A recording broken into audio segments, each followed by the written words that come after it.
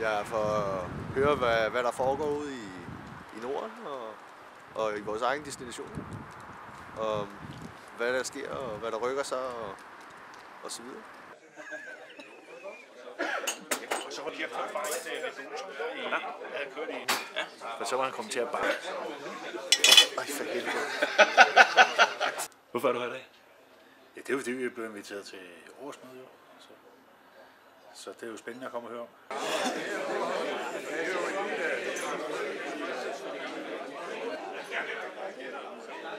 2016, det bliver et rigtig, rigtig stort investeringsår. Faktisk det største investeringsår nogensinde i Scanons historie.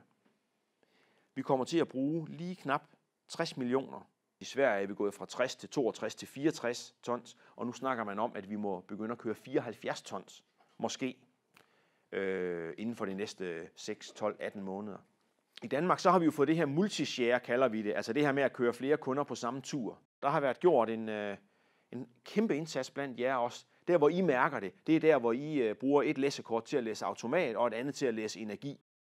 Der bliver lavet et fremragende stykke arbejde. Jeg kan bare sige, at nogen der er på jeres niveau, de kommer fandme ikke forbi vores dør hver dag, vel?